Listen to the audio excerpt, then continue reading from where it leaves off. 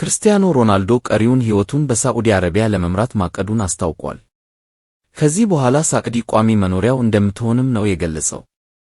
የአገሪቱ ሰላማዊ ድባብና የሕዝቡን እንግዳ ተቀባይነት ያደነቀው የእግር ኳሱ ኮከብ እሱና ቤተሰቡ በግዛቷ ውስጥ መኖር ደስታ እንደሚሰጣቸውና እንደ ቤታቸው እንደሚሰማቸው ተናግረዋል። ሳዑዲ አረቢያ ሕይወቱን በዘላቂነት ለመገንባት ሰላማዊና ደህንነቷ የተጠበቀ አገር መሆኗንም አጽንዖት ሰጥቷል። ክርስቲያኖ ሮናልዶ ከአልናስር የእግር ኳስ ክለብ ጋር ያለውን ውል በ2 ዓመት ማራዘሙ ይታወቃል። በሌላ መልኩ የሳዑዲ አረቢያው ክለብ አልሂላል ኃላፊ ኢስቲድ ካልዛዳ ክርስቲያኖ ሮናልዶ አሁን ላይ በሳዑዲ አረቢያ ሊግ ተጽዕኖው እንደቀነሰ ተናግረዋል። መጀመሪያ ላይ የሮናልዶ ተጽዕኖ ትልቅ ነበር ያሉት ኃላፊው በርካታ ተጫዋቾች ወደዚህ እንዲመጡ ረድቷል ብለዋል።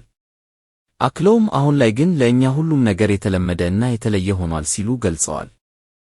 ማንቸስተር ሲቲን ያለ ወሳኝ ተጫዋቾቻችን ማንበርከክ ችለናል። አልሂላል በሳዑዲ አረቢያ ሊግ ትልቁ ክለብ ነው ሲሉ ኃላፊው ተናግረዋል። የማንቸስተር ሲቲ ድል የሳዑዲ አረቢያ ብሔራዊ ቡድን አርጀንቲናን ካሸነፈበት ጋር አይወዳደርም፣ ግን ይቀራረባል። ኢስቲድ ካልዛዳ እንደነዚህ አይነት የስፖርት መረጃዎች እንዲደርሱ ፔጁን ሰብስክራይብ እና ላይክ በማድረግ ይከታተሉን።